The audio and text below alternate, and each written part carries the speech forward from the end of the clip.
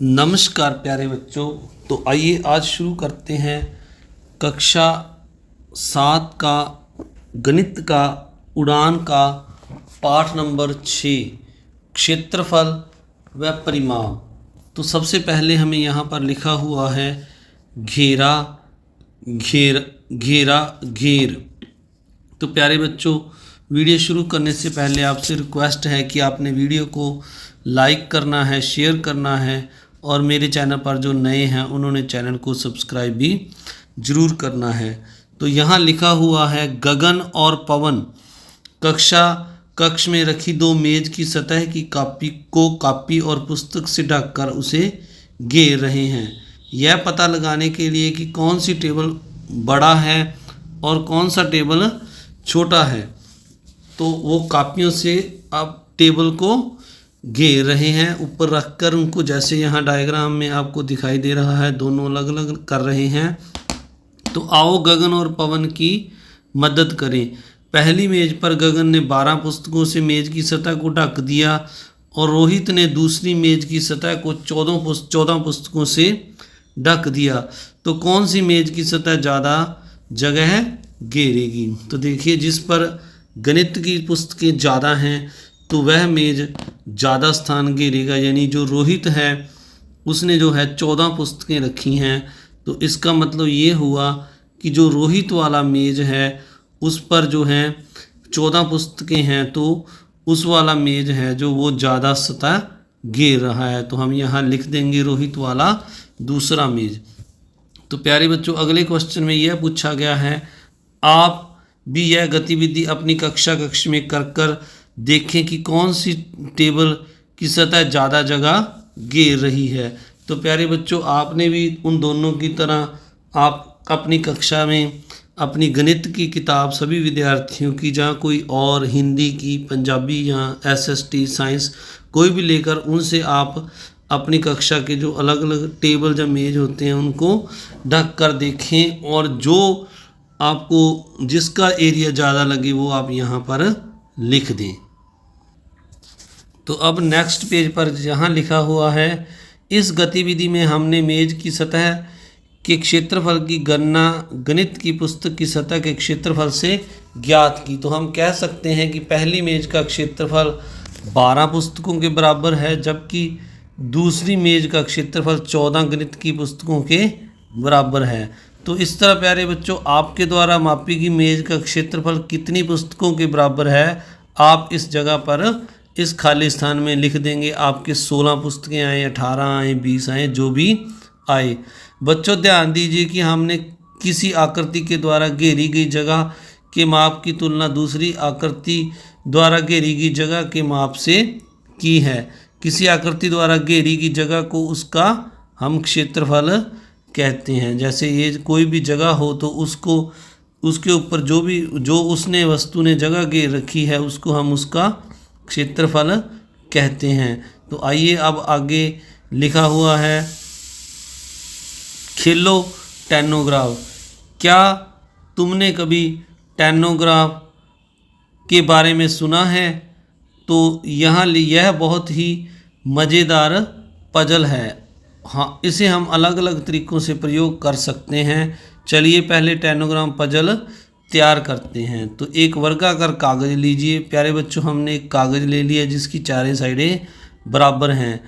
क्या तुम इस वर्गाकार कागज़ को 2 बराबर माप के बड़े से बड़े त्रिभुज भाग में बांट सकते हैं? तो जैसे यहाँ से प्यारे बच्चों हम कैंची की सहायता से इस साइड से ऐसे इसको 2 भागों में काट देंगे, तो ये हमारे 2 बराबर भाग आ गए हैं। तो अब आगे क्या लिखा हुआ है? तो यहाँ पर लिखा हुआ है, क्या अब इनमें से एक त्रिभुज को फिर से बराबर माप के 2 त्रिभुजाकार भाग में बांट सकते हैं? तो हमने एक त्रिभुज लेकर उसको यहाँ से बीच में से ऐसे काट देना है, तो यह 2 त्रिभुज बन जाएंगे। अब आगे क्या लिखा हुआ है? अब दूसरे त्रिभुजाकार भाग में से चित्रानुसार फोल्ड करके त्रिभुजाकार भाग को काट कर अलग कर लीजिए। तो हमने जो 2 भाग बनाए हैं इनको यहाँ पर साइडों पर रखकर जो पहले हमने ऐसा ही। तो प्यारे बच्चों, मैं आज छत पर बैठकर ये वीडियो बना रहा था, तो इस समय बाहर से काफ़ी शोर आ रहा है, तो मैं आपको एक बार फिर से बता देता हूँ। हमने ये जो 2 त्रिभुज बनाए हैं, इनको यहाँ साइडों पर रखकर ये जो पहले बड़ा एक ऐसा पहले जो बड़ा त्रिभुज बना था, मैं आपको दिखाता हूँ।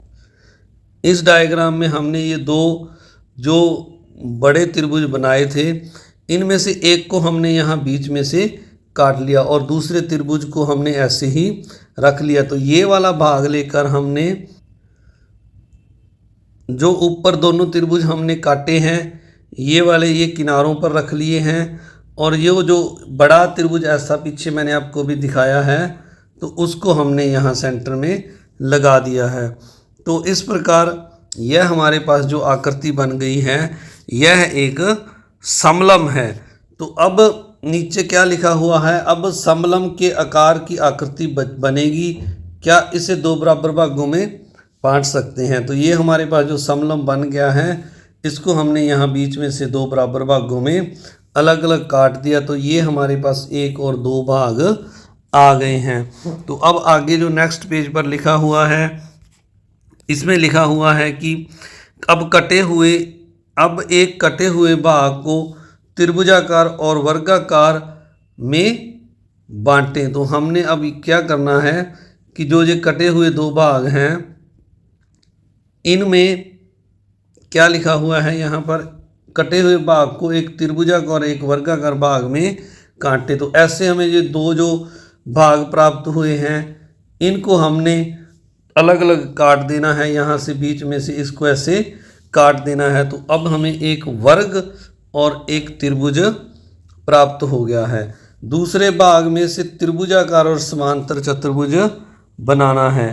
तो जो दूसरा भाग है, उसको हमने इस तरह काटना है, जैसे मैं आपको बताता हूँ। इस पहले भाग में मैं इसको ही थोड़ा सा आपको, चलो मैं पिछले वाले भाग में आपको बताता हूँ कि इसको हमने कैसे काटना है। तो ये जो दूसरा भाग हमारे पास बच गया है, इसको हम देखते हैं। तो इसमें हमें ये पहले वाला जो भाग है प्यारे बच्चों, तो इसको हमने कैसे काटना है, तो इसको हमने समांतर चतुर्भुज में काटना है। तो इसको हम यहाँ से जो है, यहाँ से इस लाइन के समांतर, यहाँ से हम एक ऐसे समांतर लाइन लगाकर, ये जो बच गया है 2 भाग हो गए हैं यहाँ से। जैसे हमें अगले डायग्राम में एक ये त्रिभुज बन गया और एक यह समांतर चतुर्भुज बन गया है। जैसे यहाँ पर हमें ये अलग अलग करके 2 भाग दिखाए गए हैं, एक समांतर चतुर्भुज और एक त्रिभुज। ऊपर हमारे पास एक वर्ग है और एक ये समकोण त्रिभुज है। तो अब इसमें पूछा गया है कुल कितने टुकड़े मिले। तो जब इसको हमने काटा तो हमें 2 टुकड़े मिले। इन टुकड़ों में कितने त्रिभुज हैं, डैश त्रिभुज हैं। तो एक यह हमारे पास त्रिभुज है, तो हमने यहाँ पर एक त्रिभुज लिख दिया है। अब नीचे जो हमें लिखा हुआ है, अपने टेनोग्राम के टुकड़ों पर नंबर लिख दो तो अच्छा होगा। जो हमने पीछे भाग बनाए हैं सारे, उन पर अलग अलग से हमने इस तरह नंबर लिख देने हैं। तो हमारे पास एक समांतर चतुर्भुज आया था, अभी जो ऊपर देखा है हमने एक त्रिभुज आया था। जो पहले हमने इससे आकृति काटी थी, उसमें एक वर्ग और एक त्रिभुज आया था। और इससे पहले हमने एक बड़े त्रिभुज के 2 छोटे त्रिभुज काटे थे, तो एक उसमें से जो बच गया था वो ये त्रिभुज आ गया था। और जो शेष हमारे पास 2 त्रिभुज रह गए थे जो हमने शुरू में काटे थे। तो इस तरह, तो आगे यहाँ पर लिखा हुआ है, इन टुकड़ों को फिर से जोड़ो, इन टुकड़ों को ऐसे जोड़ो कि फिर से वर्गाकार आकार मिल जाए। तो प्यारे बच्चों, ये जो टुकड़े आपने इन टुकड़ों को जो अलग अलग पीछे हमने बनाए थे कैंची से काट के, इनको और तरीके से भी जोड़ सकते हैं। जैसे यहाँ पर दिखाया गया था, तो मैंने इनके अलग अलग पार्ट्स में नंबर लिख दिए हैं। जैसे यहाँ पर 1 2 3 6 4, ये अलग अलग मैंने इनके नंबर यहाँ पर दे दिए हैं। तो अब यहाँ पर हमें जो पहला सवाल पूछा गया है, नीचे यहाँ लिखा हुआ है ऐसे एक एक जैसी आकृतियों के जोड़े ढूंढो। तो हमने क्या करना है, ये जो हमारा ऊपर आकृति बनी है, ये जो हमने 10 ग्राम बनाया है, इसमें हमने एक जैसी आकृतियों के जोड़े ढूंढने हैं। तो अगर प्यारे बच्चों हम इसको ध्यान से देखें तो 1 नंबर जो आकृति है, 2 नंबर, 3 नंबर, 5 नंबर और 7 नंबर, ये सारी एक जैसी आकृतियाँ, यानी ये सारे त्रिभुज हैं। और इसके अलावा जो आकृति 4 और 6 बच गई है, ये 4 भुजाओं से बनी हुई बंद आकृति है, तो यह हमारे सारे चतुर्भुज हैं। तो इस तरह हमने इन आकृतियों को अलग अलग छांटना था, अलग अलग ढूंढना था। अब यहाँ पर पूछा गया है किन आकृतियों का क्षेत्रफल समान लग रहा है। तो प्यारे बच्चों एक बार फिर से हम इन आकृतियों को देखते हैं। तो जैसे यहाँ पर ये सबसे पहले आकृति 1 और 2 है, ये समान लग रही हैं, तो इनका क्षेत्रफल हम समान लिख देंगे। फिर ये 3 और जो 5 आकृति है, ये त्रिभुज दोनों समान हैं, तो इनका क्षेत्रफल भी समान है। तो हम यहाँ पर लिख देंगे कि जो आकृति 1 व 3 और आकृति 1 व 2 और आकृति 3 व 5 समान लग रही हैं। तो अगला जो सवाल है, यहाँ लिखा है किस आकृति का क्षेत्रफल अन्य आकृतियों का आधा लग रहा है। तो प्यारे बच्चों जो हमारे पास ये जो आकृतियाँ आपको नज़र आ रही हैं, आकृति 3 व 5, ये जो छोटे त्रिभुज हमें नज़र आ रहे हैं 3 और 5, अगर हम आकृति इनका क्षेत्रफल देखें तो ये आकृति 6 है, इसका यह लगभग आधा नज़र आ रहा है, इस आकृति का यह आधा नज़र आ रहा है, क्योंकि अगर इन दोनों त्रिभुजों को इसमें सेट कर दें तो यह हमारा इस प्रकार अगर हम देखें तो यह पूरा हमारा 2 त्रिभुज इसमें आ जाएंगे। तो इसलिए हम यहाँ पर अगले पेज में यहाँ लिख देते हैं जो आकृति हमारी 3 और 5 है उसका क्षेत्रफल 3 और 5 का क्षेत्रफल आकृति 6 का आधा लग रहा है। तो आइए प्यारे बच्चों अब नेक्स्ट सम देखते हैं। इसमें लिखा हुआ है आकृति नंबर 5 त्रिभुज पूरे वर्गाकार क्षेत्र को कितनी बार ढक सकती है। पहले अनुमान लगाइए और बाद में माप कर सही उत्तर पर पहुँचें। तो जो हमारी आकृति 5 है, एक बार फिर से आप देख लीजिए, ये जो छोटा त्रिभुज है, अगर हम इसकी बात करें, ये 5 नंबर वाला जो त्रिभुज है, तो यह इसमें कितने, इस जो हमारा ये जो वर्ग है पूरा, इसमें कितने ये 5 वाले जो आकृति वाले त्रिभुज हैं ये आ जाएंगे। तो इस प्रकार अगर हम देखें प्यारे बच्चों, तो इस त्रिभुज के आकार के अगर हम एक त्रिभुज यहाँ से ऐसे बना लें और एक त्रिभुज ऐसे बना दें, तो ये जो है हमारे त्रिभुज हैं जो दोबारा से बनाते हैं इसको। तो एक तो ये वाला प्यारे बच्चों, इस त्रिभुज को हम इस लाइन को यहाँ से ऐसे बढ़ा दें तो यह 5 नंबर आकृति जितना त्रिभुज बन रहा है, इसका हम आधा ऐसे कर दें तो यह भी 5 नंबर आकृति जितना त्रिभुज बन रहा है। तो इस प्रकार यह 3 त्रिभुज इस जगह में आ रहे हैं। इस प्रकार अगर हम इस त्रिभुज को, इस 5 नंबर त्रिभुज को काट कर इस पूरे आयत में सेट करेंगे तो इस पूरे वर्ग में ये 16 जो वर्ग हैं, त्रिभुज हैं, ये पूरे आएंगे। तो हमारा जो आंसर है इस आकृति में जो आगे जो हमें खाली स्थान दिया हुआ है यहाँ पर, तो पूरे वर्गाकार भाग का क्षेत्रफल हम यहाँ लिख देंगे 16 त्रिभुज अनुमान लगाया है। और अगर हम माप कर भी लिखेंगे तो यह भी 16 ही आएगा। अब अगला क्वेश्चन लिखा हुआ है, अब आकृति नंबर 7 आकृति नंबर 4 के साथ यह प्रक्रिया दोहराइए। पहले अनुमान लगाइए, फिर माप कर अपने उत्तर की पुष्टि कीजिए। तो प्यारे बच्चों अब वापस से हम इस 7 नंबर आकृति को पहले देखें। तो अगर हम अनुमान लगाएं इस 7 नंबर आकृति को, ये जो है इसको या इस त्रिभुज में, तो लगभग ये प्यारे बच्चों 8 के करीब त्रिभुज हैं जो इस आकृति के इसमें पूरे आ जाएंगे। अगर मैं आपको बनाकर दिखाऊं तो ये देखिए, इसी तरह इसको कर दिया, इस तरह यहाँ से इसको मोड़ दिया, तो इस तरह मोड़ दिया, तो ये साइडों पर प्यारे बच्चों ये 4 त्रिभुज आपको नज़र आ रहे होंगे। मैं इनको रेड कर देता हूँ, फिर आपको थोड़ा और क्लियर हो जाएगा।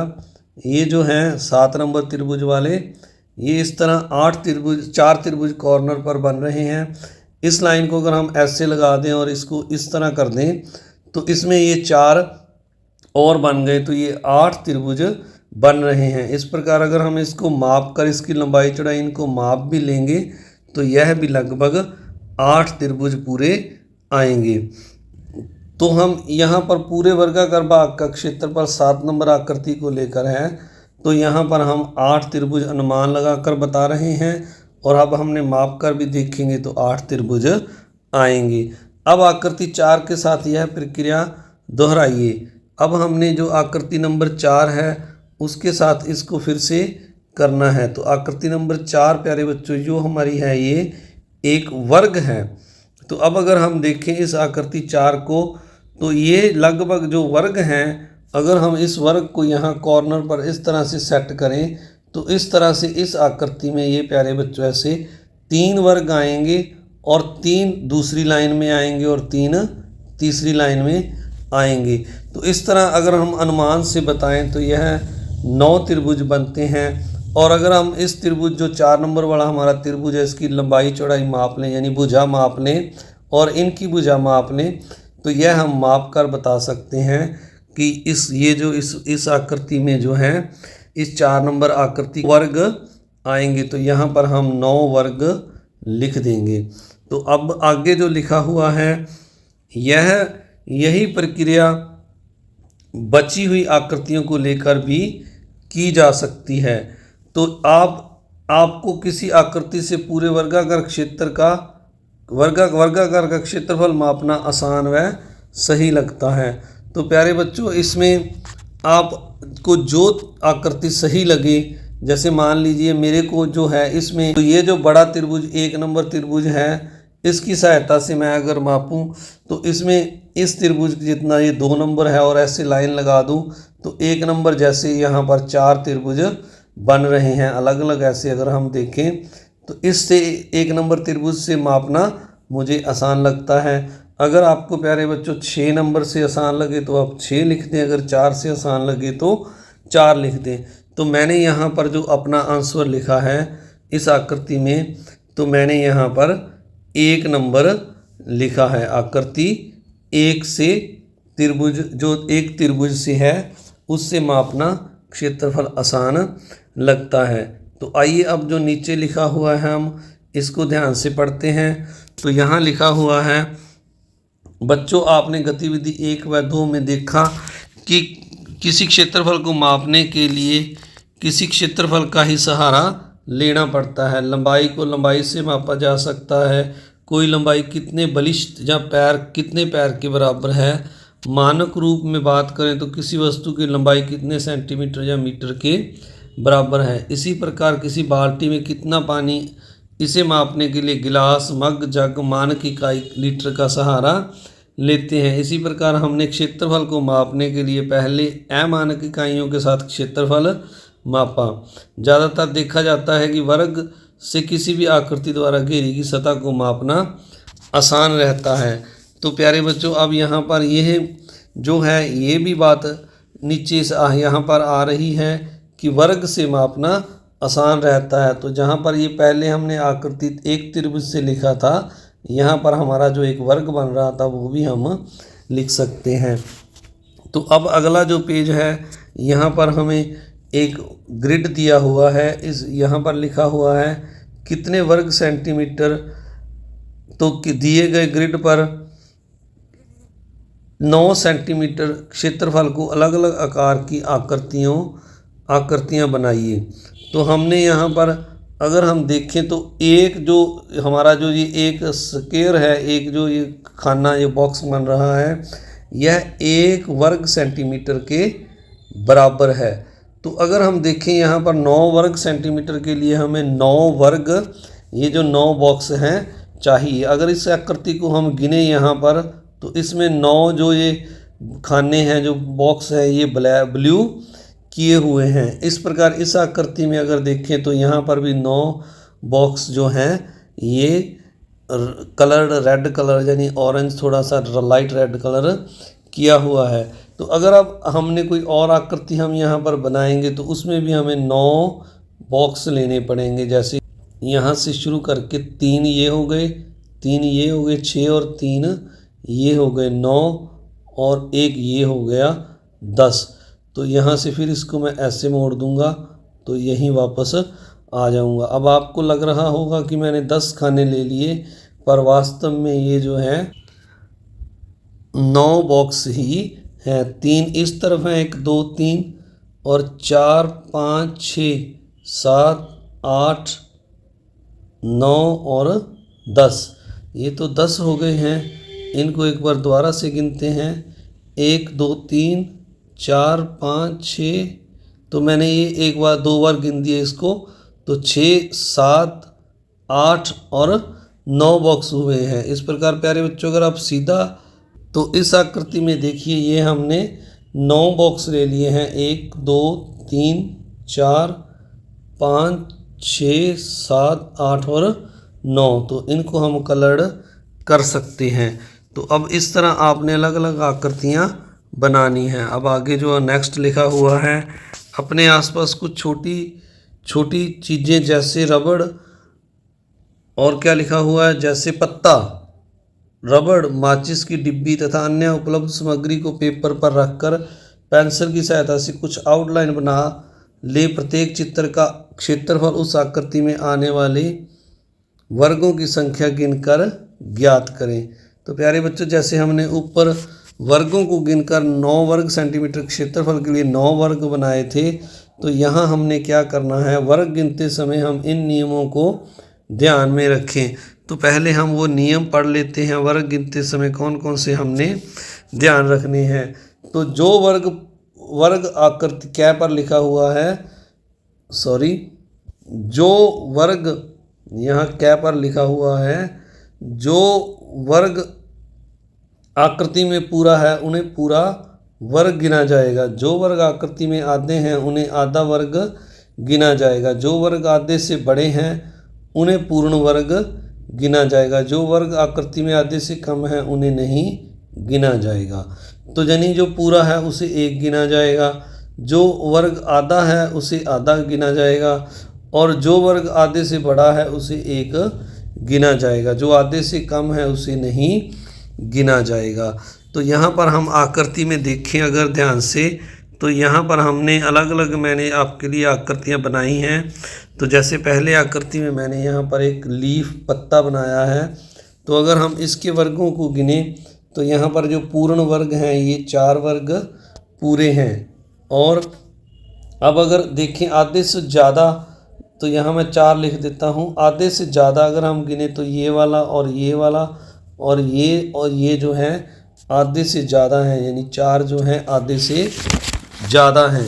तो अब हम इनको यहाँ थोड़ा नीचे करके लिखते हैं, आधे से ज़्यादा हैं जो, और जो आधे से मतलब आधे हैं, लगभग आधे हैं। तो अगर हम उनको गिने तो यहाँ पर अगर हम इस आकृति को देखें 1 और 1 इसको देखें तो ये आधे से लगभग आधे के बराबर हैं। तो ये हमारे 2 आधे के बराबर हैं।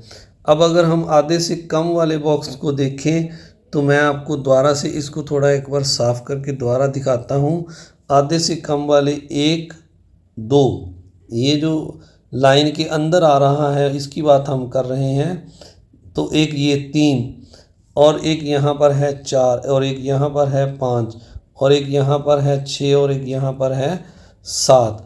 तो ये लगभग 7 बॉक्स हैं। तो अब हम इनको यहाँ पर बॉक्स में अगले जो है सारणी हमारी है वहाँ पर लिखते हैं। तो देखिए मैंने यहाँ पर लिखा है, जो पूर्ण वर्ग हमारे 4 थे और आधे वर्ग 2 थे और आधे से बड़े 4 थे। आधे से कम यहाँ पर हमने अभी 6 गिने हैं, तो हम यहाँ 6 कर देते हैं। तो अब हमने कुल वर्ग जो गिनने हैं, जो कुल वर्ग अगर हम देखें तो 4 और जो ये आधा आधा है 2 बने हैं आधे आधे, तो ये 1 हो गया प्यारे बच्चों। 4 और 1 5 और 4 यह है, तो यह गिनकर कितने हो गए 9 वर्ग पूरे हो गए। तो हमारा क्षेत्रफल 9 वर्ग सेंटीमीटर होगा। तो आपने जो आधे से कम है ये 7 जो है इनको नहीं यहाँ पर लिखना है। तो आइए अब अगला जो है रबड़ के लिए हमने डायग्राम को दोबारा से देखते हैं। तो यह सेकंड नंबर पर मैंने इस तरह से रबड़ इरेज़र जो होती है आपकी उसको लेकर यहाँ पर उसका डायग्राम बनाया है। तो इसमें अब हम देखें तो जो पूर्ण वर्ग हैं वो यहाँ पर आपको दिखाई दे रहे हैं। ये 6 पूर्ण वर्ग हैं। इसमें आधा कोई नहीं है, ना ही आधे से बड़ा है और ना ही आधे से छोटा है। तो हम जो हमारी अगले पेज पर डायग्राम है उसमें हम यहाँ पर इसको लिख देंगे कि 6 जो है इसमें पूर्ण बॉक्स हैं, आधा कोई नहीं है, बड़ा नहीं है आधे से कोई और छोटा नहीं है। तो 6 कुल वर्ग आ गया है और कुल क्षेत्रफल भी 6 वर्ग सेंटीमीटर आ जाएगा। अब जो हमारी अगली आकृति मैंने ली है, 1 रुपये का जो सिक्का होता है उस आप कोई भी गोल आकृति ले सकते हैं। जैसे यहाँ मैंने एक गोल सिक्का लेकर इसको बनाने की कोशिश की तो आप गिन सकते हैं इसमें जो पूर्ण बॉक्स हैं 1 नज़र आ रहे हैं वो हमारे 1, 2, 3 और 4 नज़र आ रहे हैं। और जो आधे से बड़े बॉक्स नज़र आ रहे हैं 1, 2, 3, 4 बॉक्स जो हैं आधे से बड़े नज़र आ रहे हैं। और जो आधे से छोटा जो है आधा वर्ग के लगभग नज़र आ रहा है वो ये वाला वर्ग आधा नज़र आ रहा है। और अगर हम देखें आधे से कम तो आधे से कम यहाँ पर ये वाला जो है हमें 1 बॉक्स नज़र आ रहा है आधे से कम। तो आइए अब इसको हम सारणी में लिखते हैं। तो आइए अब हमने यहाँ पर इसको सही करके भरते हैं। ये थोड़ा गलत भरा गया था। तो पूर्ण जो वर्ग हैं हमारे वो 4 थे और आधे से जो बड़े वर्ग थे वो भी 4 थे, आधे से कम 1 था और आधा वर्ग हमारा 1 आधा वर्ग आया था। तो अब हमारा जो क्षेत्रफल है अगर हम देखें तो 4 यह और 4 यह पूरे बॉक्स हैं और 1 आधा बॉक्स है। तो हम आधे को इसके साथ यहाँ पर हाफ लगाकर लिख देंगे 8 से ही 1/2 यानी 8 पूरे और 1 आधा।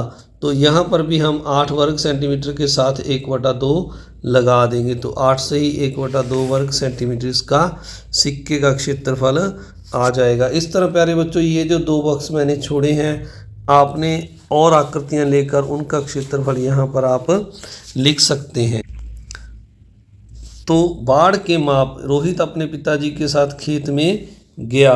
वहाँ जाकर उन्होंने देखा कि कुछ आवारा पशु खेत में घुसे हुए हैं और खेत में खड़ी फसल को खराब कर रहे हैं। यह सब देखकर रोहित और उसके पिताजी बड़े परेशान हुए। यानी रोहित के खेत में ये जो आवारा पशु खड़े हुए हैं और उसकी फसल को खराब कर रहे हैं तो उन्हें बड़ी परेशानी हुई। तो अब आगे अगले पेज पर क्या लिखा हुआ है? अगले पेज पर लिखा हुआ है कि अब रोहित व उनके पिताजी समस्या के समाधान में आप रोहित और उनके पिताजी की समस्या के समाधान में सहायता कीजिए। सोचकर बताइए कि क्या किया जाए जिससे वे लोग आवारा पशुओं से अपनी फसल को बचा सकें। तो उनको क्या करना चाहिए? खेत के चारों ओर तार की बाड़ लगा देनी चाहिए ताकि आवारा पशु उनके खेत में अंदर यहाँ से बाढ़ से अंदर ना आ सकें। तो बच्चों रोहित ने अपने पिताजी को खेत के चारों ओर तार की बाड़ लगाने का सुझाव दिया। शायद आप में से कुछ बच्चों के ने तार की बाड़ के बारे में सोचा होगा। क्या आप यह बता सकते हैं कि रोहित के पिताजी के खेत के चारों ओर तार लगाने के लिए कितनी लंबी तार लगानी होगी? तो प्यारे बच्चों अब आपने इस तार की लंबाई ज्ञात करनी है जो खेत के चारों ओर उन्होंने ये तार जो लगा दी है। यहाँ पर आपको दिखाई दे रही है कांटेदार तार। तो ये जो तार की लंबाई 200 मीटर दी है और चौड़ाई 100 मीटर में जो खेत की लंबाई है 200 मीटर और 100 चौड़ाई है तो ये वाली भी 200 हो जाएगी, मैंने यहाँ लिख दिया, और ये वाली चौड़ाई भी 100 हो जाएगी। तो ये चारों ओर तार लगी हुई है तो हम इस तार चारों ओर जो तार की लंबाई है उसको माप लेंगे। पहले 200 फिर 100 फिर 200 फिर 100, ये चारों को लिखकर जब हम मापेंगे, इनको जोड़ेंगे तो ये 600 मीटर आ जाएगा। यानी उनको जो तार है वो 600 मीटर मार्केट से लेकर आनी पड़ेगी। अब आगे बच्चों क्या लिखा है?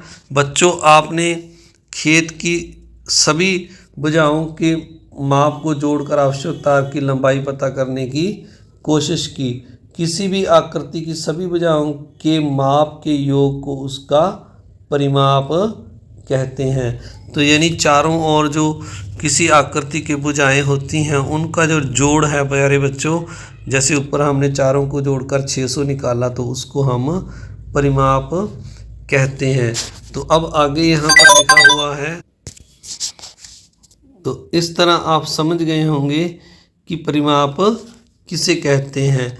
जैसे अब आगे लिखा हुआ है, तार की बाड़ लगाने के बाद एक दिन रोहित और उसके पिताजी खेत में वापस आ रहे थे तो रास्ते में रोहित का दोस्त सोहन बहुत परेशानी का मुद्रा में खड़ा था।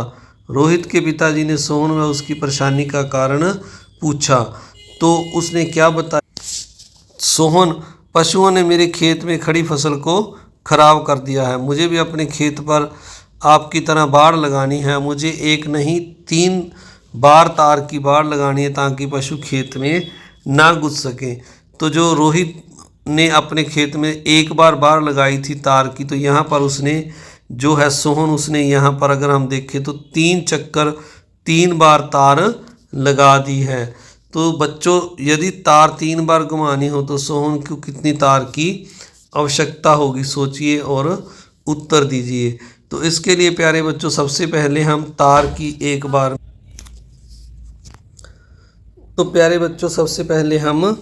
एक बार में तार कितनी लगेगी उसकी लंबाई निकाल लेंगे। अगर हम चारों साइडों को देखें तो यहाँ पर पहले 200 मीटर है लंबाई, फिर चौड़ाई 150, फिर लंबाई 200 और चौड़ाई 150। तो इन चारों साइडों को हम यहाँ पर एक बार में तार की लंबाई लिखकर जोड़ लेंगे तो ये जोड़कर हमारा 700 आ जाएगा।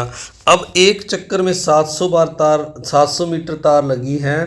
तो प्यारे बच्चों आप देख लीजिए यहाँ पर, तो 3 चक्कर में हमारी कितनी लगेगी? 700 एक बार है, 200 बार में हमारी कितनी हो जाएगी?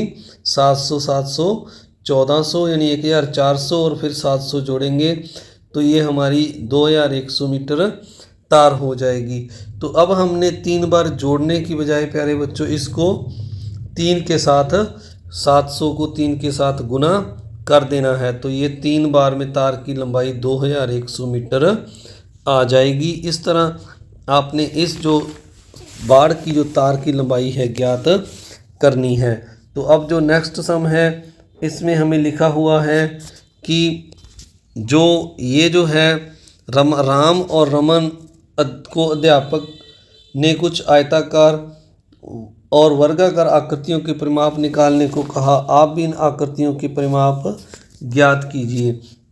तो यहाँ पर ये हमारे आयत है और ये जो भुजाएं दी हैं 8 और 2, 8 और 2, लंबाई 2 बार 8 8 है और चौड़ाई 2 बार 2 2 है। तो इनको हम जोड़ देंगे तो परिमाप हमारा 20 सेंटीमीटर आ जाएगा। इस तरह अगली आकृति में लंबाई 5 है और चौड़ाई 4 है। तो 5 2 बार है, 5 और 5 10, और चौड़ाई को देखें तो यह भी 2 बार है, 4 और 4 8, 10 और 8 हमारा 18 परिमाप आ जाएगा। तो आपने इस तरह इनको जोड़ना है। तो अगली आकृति में आप जो लंबाई है 2 बार है, 10 और 10 20 हो जाएगा, और चौड़ाई को अगर 2 बार जोड़ें 5 और 5 10, 10 और 20 को जोड़ देंगे तो हमारा 30 परिमाप आ जाएगा। तो अब यहाँ पर लिखा हुआ है लंबाई कितनी बार आई? 2 बार, और चौड़ाई कितनी बार आई? 2 बार आई। तो हमारे यहाँ आगे जो लिखा हुआ है, तो बच्चों क्या इस सूत्र के आप इससे एक सूत्र के रूप में लिख सकते हैं। तो हमारा सूत्र क्या बन जाएगा? आयत के परिमाप का जो हमारी 8 लंबाई है प्लस 2 चौड़ाई है, इसको 2 के साथ हम गुना करेंगे। तो पहले हम इन दोनों को जोड़ लेंगे 8 प्लस 2, क्योंकि दोनों 2 2 बार हैं तो जोड़कर इनको 10 हो जाएगा। फिर हम इनका दुगुना यानी 2 से गुना कर देंगे तो यह 10 दूना 20 हमारा परिमाप आ जाएगा। तो अब अगर हम सूत्र की बात करें तो ये हमारा सूत्र बन जाएगा आयत के परिमाप का लंबाई प्लस चौड़ाई फिर इसका दुगुना, यानी 2 गुना लंबाई प्लस चौड़ाई। तो यह हमारा सूत्र जो है बन जाएगा। तो आइए अब आगे हमें वर्गाकार आकृति दी हुई है। वर्गाकार आकृतियाँ जैसे 3 जो है हमें यहाँ पर दिया हुआ है, वर्ग की जो भुजा है 3 दी है तो सभी 3 3 हो जाएंगी। इनको 4 बार जोड़ेंगे तो हम 12 सेंटीमीटर परिमाप हो जाएगा। इस तरह जो अगली आकृति में 6 6 हमें दिया हुआ है तो इन 6 को हम जोड़ेंगे 4 बार तो ये 24 आ जाएगा। तो दूसरा, अब हम वर्ग का अगर परिमाप की बात करें सूत्र की तो यह 4 जो भुजा 4 बार आती है तो इसको हम 4 के साथ गुना कर देंगे, 4 गुना भुजा। जैसे यहाँ पर परिमाप के लिए इसकी जो भुजाएं हैं वर्ग की दूसरे की 6 6 थी तो इसको हमने 4 को 6 के साथ गुना कर दिया तो यह 24 सेंटीमीटर आ गया। तो प्यारे बच्चों, जितनी भुजाएं हों उसको जितनी भुजा की एक की लंबाई है उसके साथ गुना कर देते हैं। जैसे अगली आकृति जो है हमारी एक त्रिभुज है तो यहाँ पर अगर हम देखें नीचे दिए गए प्रत्येक चित्र में बिंदु ए से चलना प्रारंभ कर केवल बाहरी किनारों पर चलते हुए बिंदु ए पर आने के लिए कितनी दूरी तय करनी होगी। तो अब अगर हम ए से यहाँ से चलें किनारों से तो ए पर वापस एक चक्कर में आने में हमने कितनी दूरी तय की। तो तय की गई दूरी कितनी होगी, 5 को हम 3 बार जोड़ देंगे तो यह 15 मीटर जो है दूरी आ जाएगी। तो इसके लिए भी हम सूत्र लगा सकते हैं क्योंकि इसकी तीनों भुजाएं बराबर हैं तो यह समबाहु त्रिभुज हो गया। तो इसके लिए 3 भुजाएं बराबर हैं तो 3 गुना भुजा कर देंगे, यानी 3 गुना 5 5 दिए 15 मीटर इसकी जो है इसका परिमाप, इस आकृति का परिमाप आ जाएगा। तो प्यारे बच्चों, आगे हमें फिर से एक वर्ग दिया हुआ है। यहाँ पर बिंदु ए से शुरू करके वापस ए पर आने में तय की गई दूरी वर्गाकार आकृति का परिमाप हमने निकालना है। तो इस आकृति में 4 4 भुजाएं दी हुई हैं। यहाँ से ए से चल के हमने फिर ए तक आना है तो 4 गुना भुजा का हम सूत्र लगा देंगे। तो 4 को भुजा की लंबाई भी 4 है उसके साथ गुना करेंगे तो इसका परिमाप 16 मीटर आ जाएगा, चौको चौकी 16 मीटर। तो अब अगली आकृति को देखें तो यह समपंचभुज है क्योंकि इसकी पांचों भुजाएं बराबर हैं।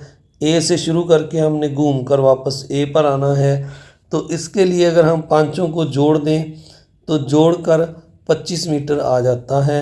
अगर हम सूत्र की बात करें तो क्योंकि पांचों भुजाएं बराबर हैं तो 5 गुना भुजा, यानी भुजा 5 है तो 5 गुना 5 25 मीटर इसका परिमाप आ जाएगा पंचभुज का। अब अगला पेज देखते हैं तो अगले पेज पर हमें ये जो दिया हुआ है फिर से आइसोमेट्रिक शीट का प्रयोग करके, यानी जो डॉट्स लगे होते हैं हमारे जो गणित की किताब है उसके लास्ट में पेज था पहले, अब आरंभ में है शायद। तो आइसोमेट्रिक शीट का प्रयोग करके 16 सेंटीमीटर परिमाप की अलग अलग आकृतियां बनाओ जैसे नीचे दी गई हैं। तो परिमाप 16 बताया गया है तो 3 ये इस तरह है। तो हम अगर देखें तो ये इस तरह 3 बॉक्स हैं, 3 लंबाई है और अगर नीचे की तरफ देखें 1 2 3 4 और 5, यहाँ तक 5 यह है, 5 और 3 इस तरह, एक ये है और यहाँ तक 4 यह है और इस तरह ये जो लंबाई है 2 है और एक यह है। अगर इनको हम जोड़ें 5 और 1 6 4 10 2 12 1 13 और 3 16, तो यह 16 परिमाप बन गया है। तो अब हमने जो अगली आकृतियाँ बनानी हैं उनका परिमाप भी हमने 16 रखना है। जैसे मैंने अगली जो आकृति बनाई है इसका परिमाप भी जो एल ये दिखाई दे रही है इसका परिमाप भी 16 रखा है। तो अब हम पहले ये जो आकृति जो प्रारंभ में ये आकृति बनी हुई है हमारी, ये वाली आकृति, हम इसका क्षेत्रफल की बात करते हैं। तो अब हम देखें अगर इसमें 2 आकृतियां बन रही हैं, नीचे एक ये वाला जो आयत है ये एक आयत बन रहा है और ऊपर ये वाला एक आयत बन रहा है। तो अब हम नीचे वाले आयत को मैंने 1 नंबर दे दिया है और ऊपर वाले को 2 नंबर दे दिया है। 1 नंबर आयत की अगर हम लंबाई देखें तो यह 4 है और चौड़ाई 1 है। अब इसको अगर हम क्षेत्रफल निकालें दोनों को मल्टीप्लाई करके तो यह 4 आ जाएगा। और अब अगली आकृति जो है उसका क्षेत्रफल देखें 2 का, तो इसकी ये जो लंबाई है ये 3 है और इसकी जो दूसरी आकृति हमारी बन रही है इसकी लंबाई 3 है और 3 को हम इस चौड़ाई 1 के साथ गुना करेंगे तो ये 3 एकम 3, तो दूसरी आकृति का क्षेत्रफल कितना आ गया 3। अब इसको हम दोनों को जोड़ देंगे तो यह 7 वर्ग सेंटीमीटर कुल क्षेत्रफल आ जाएगा। आइए इसको हम नीचे जो हमें लिखने के लिए जगह दी गई है वहाँ पर इसको लिखते हैं। तो देखिए मैंने पहले आकृति 1 का क्षेत्रफल ऊपर निकाला था 4 गुना 1 करके, फिर आकृति 2 का निकाला 3 गुना 1 करके, 4 और 3 आ गया और इसको जोड़ दिया तो यह 7 वर्ग सेंटीमीटर कुल क्षेत्रफल बन गया। इस तरह जो मैंने अगली आकृतियाँ 2 बनाई हैं उसमें से मैंने नीचे वाली जो टी आकृति है वो ली है प्यारे बच्चों यहाँ पर। तो आप भी अलग अलग आकृतियाँ बना सकते हैं और आपने भी इस टी जो आकृति मैंने यहाँ पर आपको दोबारा दिखाता हूँ, ये जो मैंने टी आकृति और एल आकृतियाँ ये जो 2 बनाई हैं इन दोनों का टी और एल का आपने क्षेत्रफल निकालना है। इस तरह आप और भी 16, तो आपने इनका क्षेत्रफल लिख कर निकाल कर कमेंट बॉक्स में मुझे बताना है कि कितना आया है। इसके लिए मैंने आपके लिए यहाँ पर एक का जो सैंपल है कि इसको लिखना कैसे है ये डैश मैंने लगा दिए हैं। इन यहाँ पर जो ये मैं लाल निशान लगा रहा हूँ यहाँ पर आपने इनकी लंबाई चौड़ाई लिख कर क्षेत्रफल निकाल कर मुझे यहाँ कमेंट बॉक्स में बताना है कि टी आकृति का कितना आया है और इसके बाद जो नेक्स्ट है एल आकृति है उसका कितना आएगा। तो आइए अब जो अगला पेज उस पेज को देखते हैं। तो यहाँ पर इस पेज में दिए गए ग्रिड पर 12 सेंटीमीटर परिमाप की अलग अलग आकृतियाँ बनाइए। तो अब हमने पहले की तरह यहाँ पर भी अलग अलग 12 सेंटीमीटर परिमाप लेकर यानी जो परिमाप है पेरीमीटर है वो 12 आए। तो ये देखिए जैसे यहाँ पर 4 बॉक्स बनाए हैं, अगर हम यहाँ से शुरू करें ऊपर से तो 1 2 3 4 5 6 7 8 9 10 11 12 यानी अगर पूरा चक्कर करेंगे तो ये 12 सेंटीमीटर परिमाप बनता है। इस तरह जो सेकंड आकृति है यहाँ से शुरू करें, अगर 4 और 2 6 और 3 9 और 1 10, दोबारा से गिनते हैं 11 और 12, तो ये 12 पूरे हो जाते हैं। तो इस तरह आपने भी यहाँ पर अलग अलग आकृतियाँ, जैसे यहाँ पर मैंने एक ये वर्ग बनाया है 3-3 खाने लेकर, तो ये 3-3 खाने लेकर जो वर्ग बनाया है इसका परिमाप 3 ये हो गया, 3 ये 3 ये 3 ये, तो ये जोड़कर 12 बन जाता है। आपने भी यहाँ पर और आकृतियाँ इस ऐसे ही बनानी है। तो अब जो हमें आगे लिखा हुआ है 10 ग्राम के खेल फिर से, तो कुछ तुमने जो 10 ग्राम के 7 टुकड़े बनाए थे उनमें ये आकृतियाँ बनाओ। तो प्यारे बच्चों पीछे जो हमने जो पेज नंबर जो हमारा है पीछे हमने जो त्रिभुजों को काट कर स्टार्टिंग में अलग अलग आकृतियाँ बनाई थी, मैं आपको दिखाता हूँ एक बार। तो ये देखिए ये जो हमने आकृतियाँ एक वर्ग को काट कर बनाई थी, 2 आकृतियाँ 2 त्रिभुज, उसके बाद ये जो है हमने 2 त्रिभुजों को काट कर 1 त्रिभुज को काट कर 2 त्रिभुज, फिर नीचे जो समलंब बनाया है, समलंब के बाद हमने यहाँ पर एक पूरा 10 ग्राम बनाया था, ये वाला जो नीचे दिखाई दे रहा है।